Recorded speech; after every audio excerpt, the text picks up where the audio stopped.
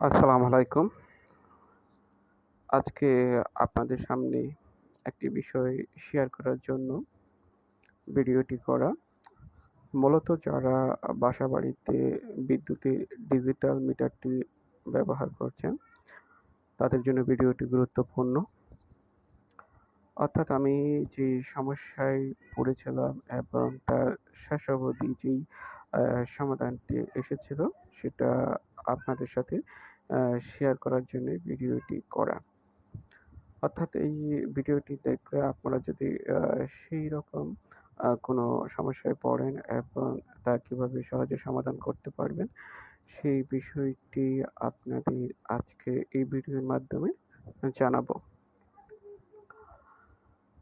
আমার যে সমস্যায় পড়েছিলাম, মূলত আমি গত ২ মাস আ মিটারে কোনো রিচার্জ করিনি। অর্থাৎ আমার মিটারে পর্যাপ্ত পরিমাণে ব্যালেন্স থাকার কারণে যেটা করিনি। অর্থাৎ ২য় মাসে যখন রিচার্জ করি, আ তখনও পর্যাপ্ত পরিমাণে ব্যালেন্স ছিল। তো আমি রিচার্জ করেছিলাম প্রায় ৳১,০০০ এবং ৩ মাসের মিটার রেন্ট এবং ডিমান্ড চার্জ এবং অন্যান্য সার্ভিস চার্জ কাটার পরে পেয়েছিলাম আ ৳৫৮৪ এবং সেটা যখন মিটারে ইনপুট করি, তখন সেটা শো করতেছিল ৳৫৪৩। অর্থাৎ আ এখানে মিটারে যে ডিজিটগুলো প্রবেশ করানো হয়, সেই ডিজিটগুলো অনেকগুলো ডিজিট ছিল, অনেক লম্বা। আ মূলত সেই ডিজিটগুলো ইনপুট দেওয়ার পরেই এই ফলাফলটি পেয়েছিলাম। এখানে পরবর্তীতে আমি যে ফলাফলটি পেয়েছিলাম অবাক করার মতো। অর্থাৎ আ আমার সেই মিটারের ব্যালেন্স দেখাচ্ছিল ৳১৯২ তো মূলত আমি আ যেটা খেয়াল করিনি, আসলে আমি যখন মিটারে আ রি এ ডাটাগুলো ইনপুট করছিলাম, তখন আমার উচিত ছিল আসলে ব্যালেন্সটা আ কত ছিল বা এখানে কোনো ব্যালেন্সের সামনে মাইনাস চিহ্ন ছিল কিনা। তো এটা একটা ভুল ছিল। তো এটা উচিত ছিল দেখে নেওয়া। এরপরে অর্থাৎ পরের দিন গিয়ে দেখি আমার ৳১৯২ আ থেকে সেটা হয়ে গেছে প্রায় আ 0 বলতে একেবারে -3.99 এ চলে গেছে। তো বিষয়টি সম্পর্কে খুবই আ ভাবিয়ে তোলে কি হলো। তো আমার পূর্বে চেক করার মধ্যে তখন ব্যালেন্স পর্যাপ্ত পরিমাণে ব্যালেন্স ছিল। আর আমিও কোনো ধরনের ধার অর্থাৎ লোন নেইনি মিটার থেকে। তো এই সমস্যাটি আমি মূলত আ বিদ্যুৎ বিতরণ অফিসের যেই হেল্পলাইন আছে, হেল্পলাইনে অর্থাৎ কল করে তাদেরকে বিষয়টা অবগত করি এবং তারা আমার থেকে জানতে চেয়েছিল যে আমি কোনো মিটার থেকে ধার নিয়েছিলাম কিনা? যদি ধার নিয়ে থাকি অর্থাৎ ওই আ তাহলে সেই টাকাটা অর্থাৎ সমপরিমাণ টাকা তারা আমার থেকে কেটে নিয়েছে। আর যেটা মূলত হচ্ছে আ বন্ধের যেকোনো দিন শনিবার বা শুক্রবার এই ধরনের একটি দিন নাকি সেই ধারের টাকাটা কেটে নেওয়া হয়। মূলত হেল্পলাইন থেকে এই ধরনের একটা তথ্য দিল এবং বাকি হেল্পের জন্য বলল আমার নিকটস্থ যে বিদ্যুৎ অফিস আছে সেখানে যোগাযোগ করার জন্য এবং তিনি ঠিকানা সহ ২ টি নাম্বার দিয়ে দিলেন। তো ঘটনা এই গেল এবং আমি যেখানে ভাড়া থাকি মূলত মালিকদের বিষয়টি অবগত করলাম। তিনি মূলত আসলে অ্যা এই সম্পর্কে তেমন একটা অভিজ্ঞ নয়। তিনি যার মাধ্যমে অর্থাৎ উনার বাসার অ্যা মিটারগুলো লাগিয়েছেন বা যিনি একটু দেখাশোনা করেন, তার সাহায্য নেওয়ার কথা বলেছিল। তো আমার টার্ম মেইনটেইন বা অফিসে যাওয়া আসার হিসাব অনুযায়ী তেমন একটা সাক্ষাৎ করার সুযোগ হয়নি।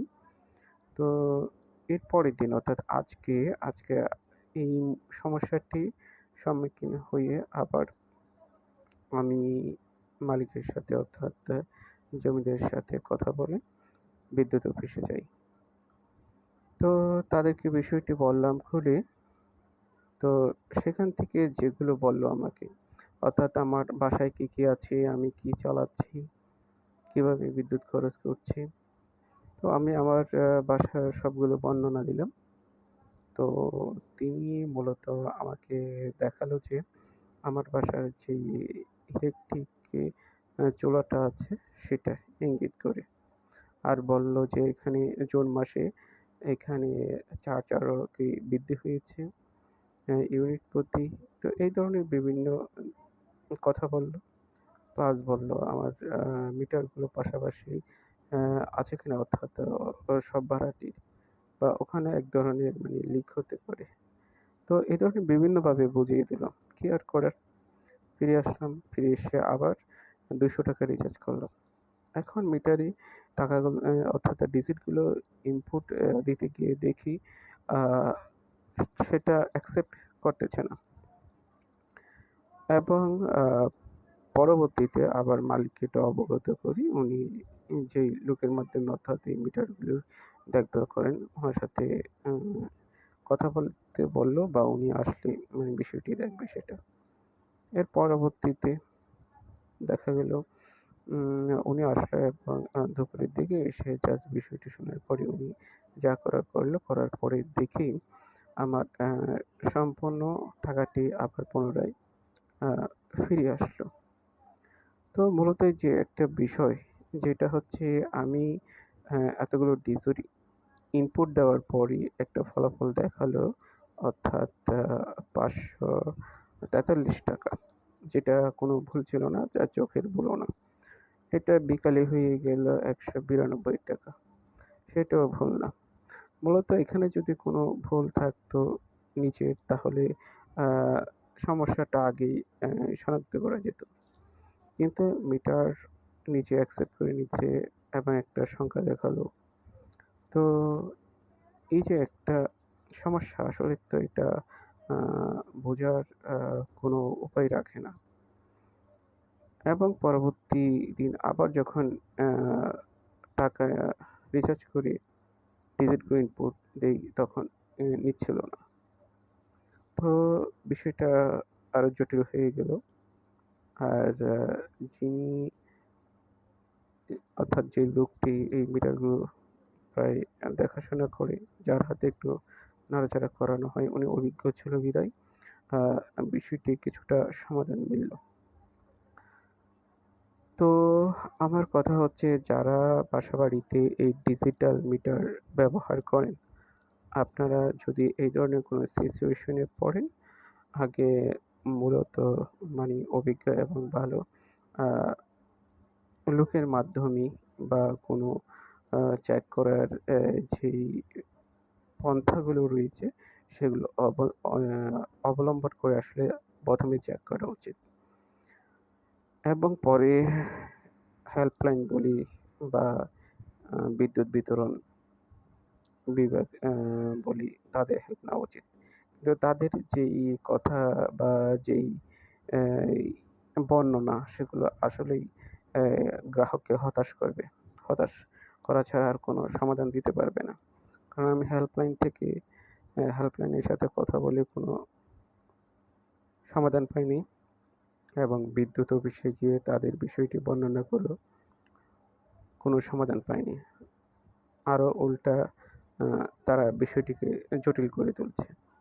সেজন্য মূলত ভিডিওটি করা। আপনারা যদি এই ধরনের সমস্যায় পড়েন, তাহলে আপনারা সহজেই সমাধান করতে পারবেন।